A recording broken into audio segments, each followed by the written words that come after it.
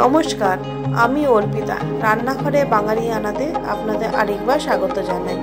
আশা করি সবাই খুব ভালো আছেন, আমিও বেশ ভালো আছি। এসেছি সম্পূর্ণ একটি নিরামিষ এঁচোড়ের রেসিপি নিয়ে।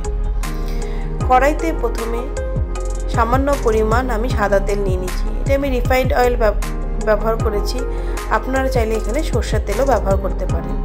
তাতে সামান্য পরিমাণ জিরে ফোড়ন দিয়ে আমি এঁচোড় আর আলুটাকে দিয়ে দিলাম। আমি এখানে একটু আলু আর এঁচোড়টাকে ভেজে নিচ্ছি। এঁচোড়টা বেশ নরম ছিল বলে আমি এটাকে আর সেদ্ধ করে নিইনি। আপনারা চাইলে নুন হলুদ দিয়ে সামান্য সেদ্ধও করে নিতে পারেন। এখানে আমি নুন হলুদ দিয়ে ভালো করে কেটে রাখা এঁচোড় আর আলুটাকে ভালো করে ভেজে নেব।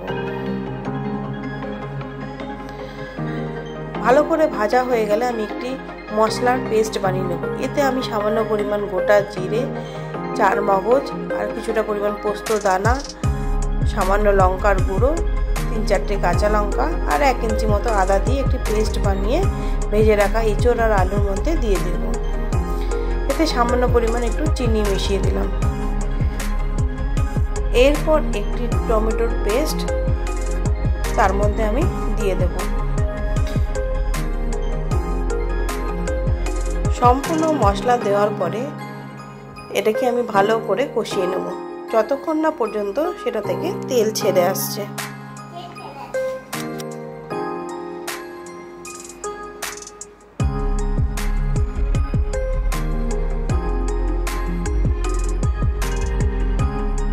ভালো করে কষানো হয়ে গেলে যখন সেটা থেকে তেল ছেড়ে আসবে আমি তাতে পরিমাণ মতন উষ্ণ গরম জল দিয়ে দেব।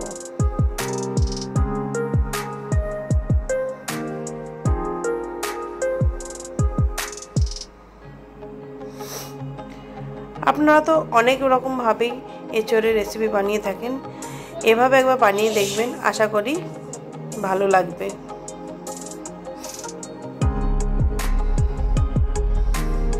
জল দেওয়ার পরে ভালো করে এটিকে ফুটিয়ে নেব।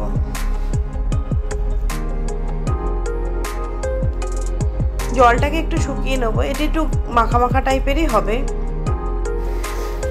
জলটা একটু শুকিয়ে আসলে তাতে সামান্য পরিমাণ গরম মশলা আর ঘি দিয়ে নামিয়ে দেব। রেসিপিটি কেমন লাগলো অবশ্যই কমেন্টে জানাবেন। যদি ভালো লেগে থাকে একটু লাইক করে দেবেন, শেয়ার করে দেবেন আর চ্যানেলটি সাবস্ক্রাইব করে দেবেন। সবাই ভালো থাকবেন, সুস্থ থাকবেন। ফিরে আসবো আবার একটি নতুন রেসিপি নিয়ে। ধন্যবাদ।